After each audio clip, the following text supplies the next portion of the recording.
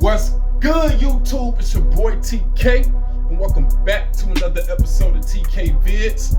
Back at it again this time, MrBallen. MrBallen ain't going nowhere. Like on this channel, we're gonna keep reacting to his videos. Now I'm not gonna try to do too much because I don't want this channel to only be MrBallen videos, but it's gonna be a lot of them. It's gonna be a whole series. I need to go around and stop playing and make a playlist for that. But this time for MrBallen, coming from the great storyteller himself, we going with what's the name of this video? Oh, Never Swim in This Australian River. Now I was seeing this through my feed and everything, but I was been avoiding it because I wanted to react to it with y'all. So this is what we're gonna do. We got to sit up here, sit back, listen to MrBallen serenade us with a wonderful story about why you should not swim in this particular Australian river. So we got to find out what's going on with this river in Australia. We already know Australia got a whole bunch of wild ass animals, so I'm assuming something is going to be swimming in the water that you shouldn't jump in it because you're going to get eaten. That's what I'm thinking. But we're going to find out. So anyway, sit back, relax, enjoy the video. Go ahead and drop a like, comment, subscribe, all that good shit, share it. And that's it. We better get straight into it. I ain't going to hold y'all up. MrBallen, Never Swim in This Australian River. Y'all ready? I'm ready. Let's get it. Today's story is about a real-life nightmare that occurred on a thin stretch of black water in northern Australia. This particular story has inspired two fairly popular horror movies from 2007. They are Blackwater and Rogue. But before we get into today's story, if you're a fan... I think I've heard of Blackwater. I don't really remember. I know I didn't see it because I would have remembered. But never heard of Rogue though, for sure. So I gotta check these movies out. And of the strange, dark, and mysterious delivered in story format. And one more thing. Anybody in the comments that have seen those movies, let me know how accurate the movie is to the actual real life story. So, like I said, because I haven't seen it, so. Then you come to the right place because that's all we do, and we upload 1 or 2 times every week. So if that's of interest to you, the next time the like button asks for a snack, offer to get them one, and then proceed to heat up a cup of noodles in the microwave for about 77 minutes, and then serve it to them in a flimsy paper cup. Also, please subscribe to our channel and turn on all notifications so you don't miss any of our weekly uploads. All right, let's get into today's story.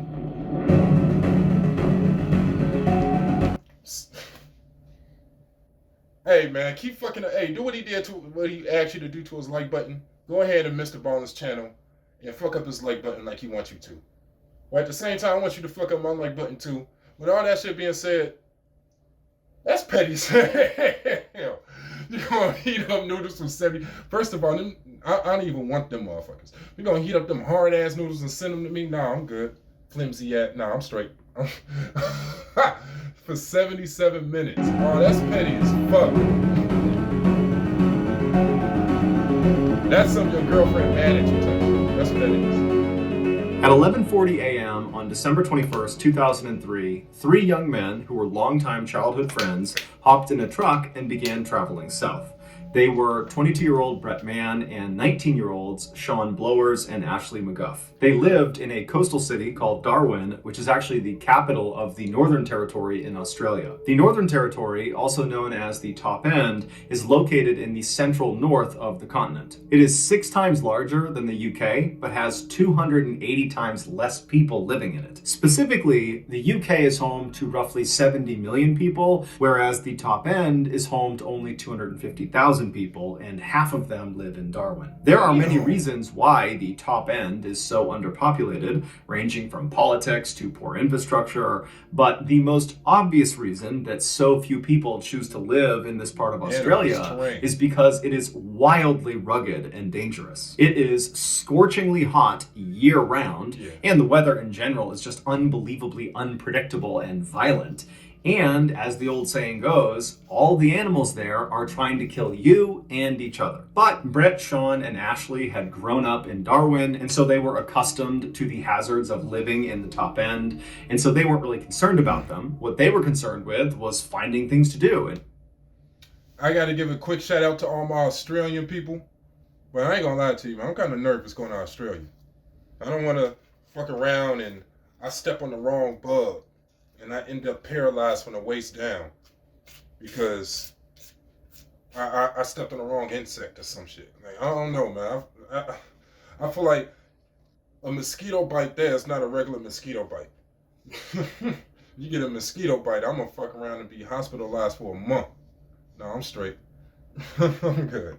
Not getting bored in the city. That particular day, in order to ward off boredom, the trio had decided they would head out to a salt flat that was located about 50 miles to the southwest of Darwin. It was this wide open plain that they could just race around on their quad bikes. That's dope. And so they loaded these quad bikes into their trailer, attached it to their truck, they hopped in their truck, and at 11:40 a.m., they started heading south out of Darwin. The first road they were on was this fairly desolate dirt road that wound around through the wilderness, and it passed by the iconic eucalyptus trees that are very well known in Australia. It passed by palm trees and giant termite mounds. And after driving on this dirt road for about 30 minutes, the trio passed by the Tumbling Waters Holiday Park, which is a vacation resort for adventurous families. And then beyond this park, there really was no more civilization. They were headed right into the outback of Australia.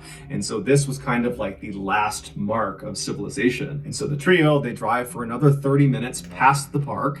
And at some point, all of the trees on either side of the road start getting more and more dense until they begin kind of encroaching over the road, as if it looks like you're driving directly through the heart of a jungle. And they would have recognized this change in scenery as meaning they were nearing the Finnis River, which was off to their right beyond all of the trees. So they couldn't see it, but they knew they were close.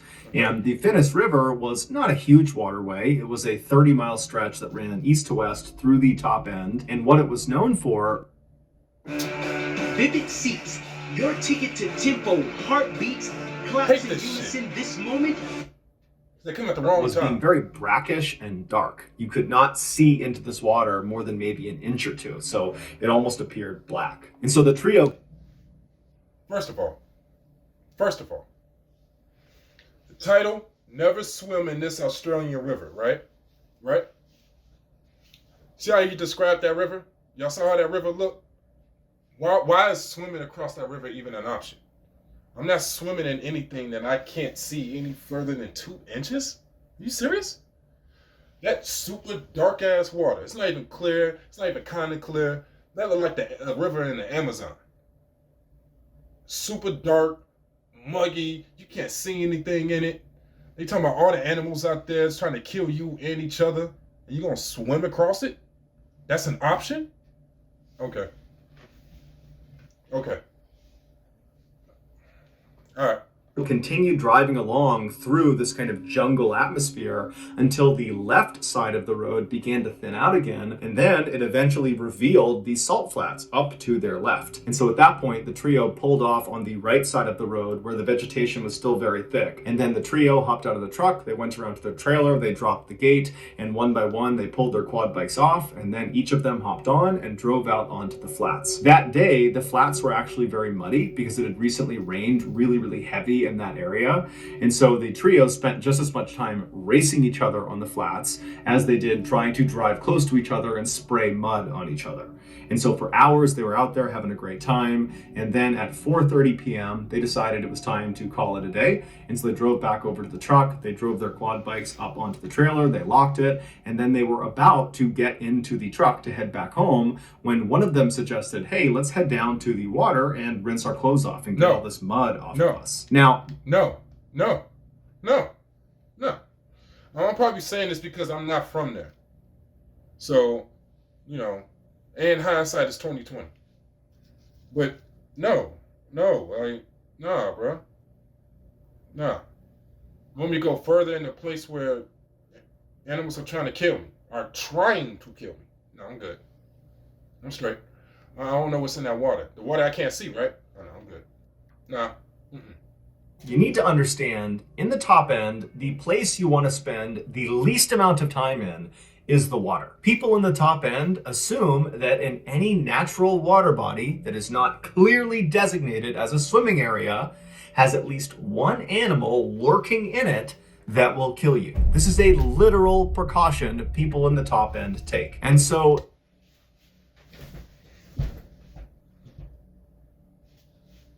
I'm not even from Australia. That's just a common sense thing. That's just common sense. You know any slight thing about Australia, you know, all types of wild ass animals out there. You tell me anything dealing with water, no, I'm not fighting. What? No. And they're from there, born and raised. That's what it was. That's what it was. They thought they was untouchable because they from there, so they knew better. Nah. Nope. No. This section of the Finnis River that these three friends were thinking about going and jumping into and washing off inside of, this was not a clearly designated swimming area, and so it should be avoided. But you need to remember, these three guys, they grew up in the top end. They were used to living in this kind of wild area, and they'd also come to the salt flats so many times over the years, and they had jumped into the Finnis River before to wash off and go swimming, and nothing had ever happened. And so really, the idea that the Finnis River could be dangerous to them, it didn't really cross their mind. They felt like, you know what, we've been there, done that. Nothing's going to happen to us. And so they left the truck and walked away from the salt flats into this mangrove forest that's only a couple of feet off the road and began walking towards this river. Normally, it only takes that one time. That one time. I know I paused a lot so far, so I'm going to try to slow that down, but it only takes one time. The trip from the road through the forest to the river bank, basically where the forest ended and you reach the river, it would take about 10 minutes. But after walking in this mangrove for maybe a minute, they were already standing in river water. It was only a couple of inches of this water, but it signaled to the guys that clearly the river is very swollen from all of the recent rains, enough so that it overflowed beyond its natural boundaries and it's flooded the mangrove forest.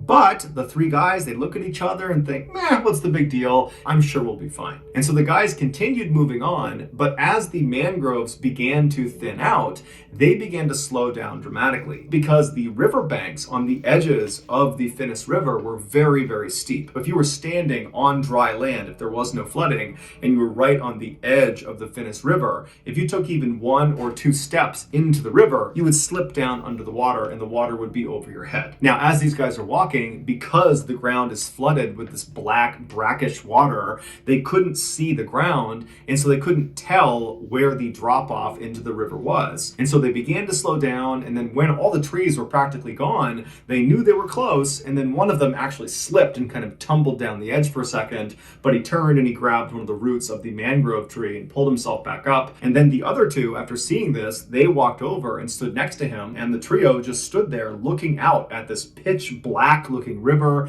that was very clearly moving faster than normal because of all this excess rain. But they kind of looked at each other and thought, you know what, it's not that big of a deal. We'll hold on to the roots of these mangroves and lower ourselves over the embankment. We'll wash ourselves off, pull ourselves back up. No big deal. And so they each turned around and grabbed a root of one of the many mangrove trees that marked the edge of this forest, and while holding on, they would lower their lower half down past the embankment until they were submerged. And they rubbed all the mud off of themselves, being very careful not to let go of the mangrove at any point.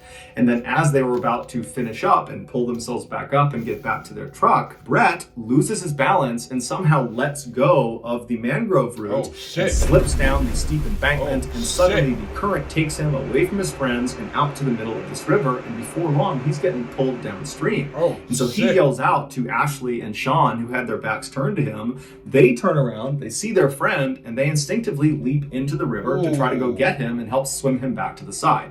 Now, all three of them were very competent swimmers, and so this was not a high panic situation. This was more like a inconvenience and maybe a little bit funny, and so that's why they leapt in no problem. They figured, worst case scenario is we'll drift somewhere down there and we'll get out and we'll walk our way back to our car. But as soon as Sean and Ashley were free floating in this river, they felt how strong this current was, and it was way stronger than they were anticipating, and so they actually started to get a little bit worried, and they looked up ahead of them, and Brett, who had been in the water for 10 or 15 seconds before they leapt in, he had already moved way farther downstream than them. And so they decided, you know what, we have to get out, but we need to get to Brett first. we all need to get out at the same place. And so they decide they're going to swim downstream, meet up with Brett, and then get the heck out of that river as fast as they possibly can. And so they yell out to Brett, hey, we're coming to get you. And they start swimming as fast as they possibly can. And with the help of the current, they manage to get all the way up to Brett relatively quickly, maybe a couple of minutes. And when they reach him, Sean and Ashley... Relatively quickly, a couple minutes in the water? I don't know about you, but that don't sound quick to me. I could swim. Like, they probably better swimmers than me. But still, like, a couple minutes in the water, and that was quick. In a current that's already moving fast. Excuse me. Nah, I don't like the sound of that. Go in front of Brett, and then the three of them, they stop actively swimming and they allow the current to just kind of carry them downstream. And as they're drifting, they begin scouting the left side of the river for a solid clump of mangrove trees they can swim into, because unless there's something to grab onto on the edge of this river, they can't pull themselves out. And so at this point, the trio is definitely uncomfortable being in the water because of how strong that current is. But they're confident they're going to find a viable landing spot and they're going to get out of here and it will be a great story. And so Sean is in the front, Ashley is right behind him, and then Brett is behind Ashley. And they're all about an arm's length away from each other. And they're drifting down this river for a couple of minutes. They're looking on the left side for a viable landing spot. And then all of a sudden, Ashley just... What'd I tell you? At the worst time. What the fuck, man? yells out, hey, I see something in the water. We need to get out. Find the nearest tree. Get out, get out, get out. And so Sean, he starts panicking. He doesn't even turn around to see what's going on behind him. Adrenaline kicks in and he swims as fast as he possibly can to a tree that's popped out of the river. I'm not gonna lie to you. When you mentioned Ashley's name, I thought she was about to, I don't know if it was a guy or a girl, but I thought he was gonna say she got snatched underneath the water or something. This is equally as bad. But I thought something it's not funny. I'm just thinking somebody behind it and she just dropped underneath the water. I know I'll be like, what the fuck? So yeah, that's what I was thinking what was happening. But nope. It's literally growing in the middle of the river. And so he swims up to this tree. He manages to climb up to the first fork of the tree, which is maybe 6 or 8 feet above the water. And as soon as he's up there, he turns around and looks down and he sees Ashley. He reaches down and he hoists Ashley up to the first fork with him. And then the pair turn around again to grab Brett, but Brett's not there. And so they look around, they're thinking, okay, did Brett not make it to the tree? Did the current pull him around? Is he at some other tree? You know, they're yelling out for him. They're looking for him, but there's no Brett. And so they're talking to each other, Ashley and Sean. They're saying, hey, did he call out? Did you hear something? Did he give some indication about where he was going? And they're saying, no, I don't know where he is. And so they start climbing up the tree a little bit and trying to look down and up the river to see if maybe they can see him. And then all of a sudden, Sean notices something yellow flash beneath them in the water. And so he looks straight down and he sees this yellow thing down there. And so he nudges Ashley and he says, look. And so Ashley looks down, and as they're looking, they're about 10 feet off the water at this point. They see this yellow thing start rising up to the surface. Now, the water is so dark, they really can't tell what anything is unless it is at the surface. And so they're watching this yellow thing, and suddenly it comes out of the water, and they see it's Brett. He's got his yellow jacket on. That's what they saw. And Brett is in the mouth of a 13-foot-long saltwater crocodile. He is face down and his left side is being held in this animal's mouth and he's not moving. And so Sean and Ashley are...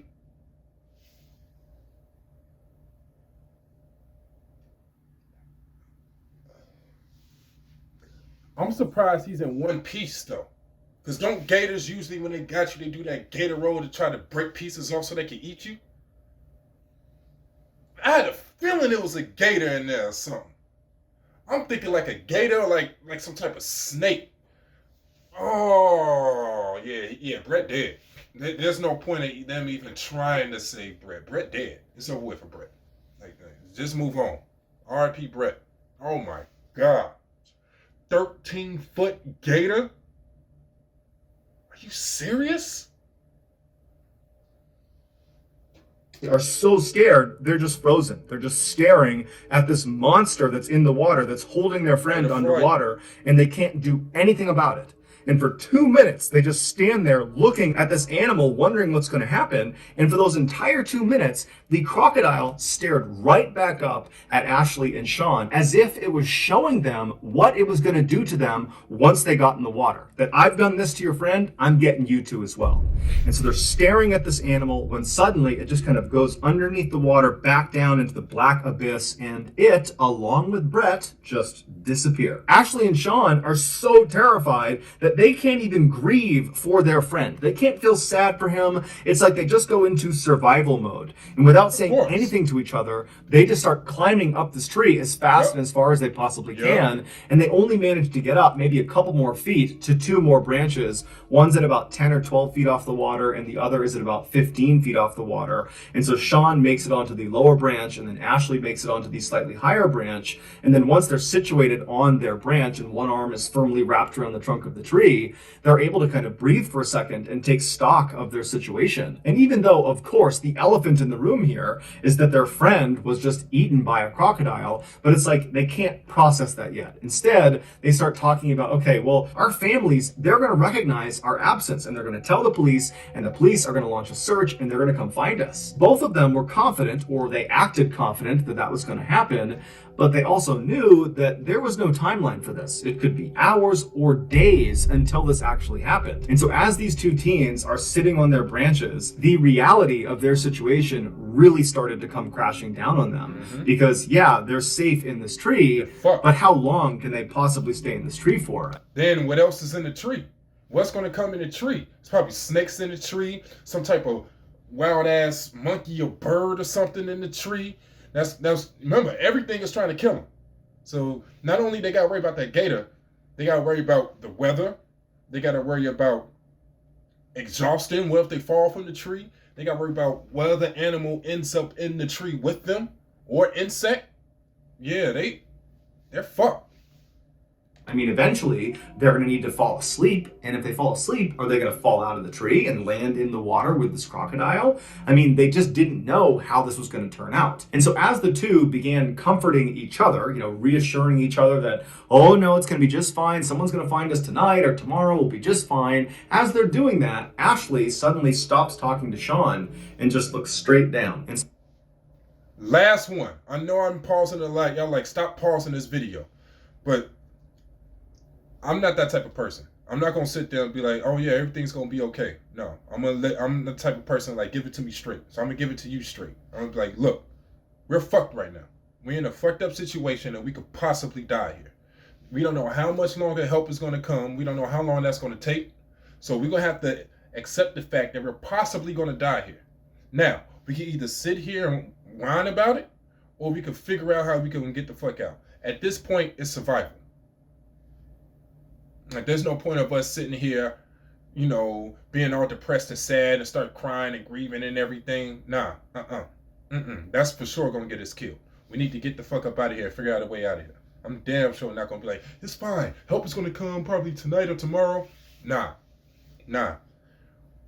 It's either we wait here and die, or we try to figure out a way to get out. What you trying to do? That's what I'm saying. So Sean realizes what Ashley's doing, and he matches his gaze, and he looks straight down, and at the base of their tree, in that black water, is the 13-foot-long saltwater crocodile. It's back, and it no longer has Brett in its mouth. I have no idea where Brett is. He's just gone. Saltwater crocodiles are considered the most aggressive and dangerous crocodiles in the world. And they are one of only 2 crocodile species that will actively hunt humans when given a chance. And so these 2 teens are helpless in this tree. All they have is some separation from the black water and this animal down below. And so they just find themselves staring straight down at this crocodile. And in turn, this crocodile just stares right back up at them. It's very clearly waiting for them. It wants them to come out of the tree so it can eat them. So the crocodile just continuously repositions itself all around the tree. It's just keeping the top of its head out of the water so its eyes can look up at them. And so the teens are just praying that at some point it will grow tired of them and will leave. And after several hours, right as the sun is about to set, this crocodile does seem to give up on them, and it drifts under the water and disappears. I know I just paused it, but I think I heard that crocodiles. I don't know why I say, is it a gator or a crocodile? I gotta look at it again. Anyway, I think it was somewhere I was listening to some story that they hunt at night, or they're more active at night, or something like that. So that crocodile gone. It's coming back, and it might be coming back with more than one other croc. He's gonna get all his homies. He's like, hey, it's 2 of them up there. It's enough for all of us. Let's eat. Everybody eats, B. After a couple of minutes, Sean, who was on the slightly lower branch, decides he doesn't want to be any closer to the water than he needs to be, and he's going to climb up to Ashley's branch. And so he very carefully stands up on his branch. He makes sure he's got solid footing, and then he reaches up and he grabs a branch with his right hand, and he kind of tests it, and he feels like it's pretty sturdy. And then he puts all his weight on it and tries to reach for another branch when this one breaks. And as soon as that branch broke, Sean tumbled 10 feet into the water. And so he hits the water, he goes all the way under, he sinks a few feet under, and immediately he's turned around and he's trying to swim as fast as he can to the surface, and he's just expecting at any moment this crocodile is going to bite him. He gets to the surface and he looks around. It's a little bit dark, but he can immediately see his tree, and he realizes the current has pulled him away from his tree. And so in a panic, he starts swimming and kicking his legs as hard as he possibly can to get back to this tree. And he knows the whole time he's kicking his legs, he's just attracting the attention of this crocodile, but he's got nothing else he can do. He's got no other tree he can reasonably get to that will provide safety from this animal. And so with every ounce of energy he's got, he kicks and swims, and finally he manages to grab a root of this tree that his friend is still inside of, and he begins pulling himself with his lower half still submerged in the water. And so as he's dragging himself towards the trunk of this tree, he's just waiting for this crocodile to bite down on his legs. And finally he gets to the trunk of the tree, and he's able to pull his body out of the water, and he clambers up to that original branch he was on. And then he and Ashley work to get him up to Ashley's branch. And as soon as he sits down next to Ashley and he's secure, they both look down, and just a little ways away from the tree, basically in the area where Sean had just landed in the water, they see with the little light that is left, this crocodile swimming right back over to the tree, and it camps out right underneath. Sean had gotten out just in time. When the sun finally did set about 10 or 15 minutes later, it became pitch black. There's no ambient light in this part of the world. There aren't any buildings or cities close enough to this area, and so it is truly pitch black. And so they could no longer see the crocodile down below. I'm not even worried about the crocodile at this point. At this point, I'm worried about everything else. Like, what is going to be up here in this tree with us? I'm waiting for him to say something's in the tree with him. I'm just waiting for that.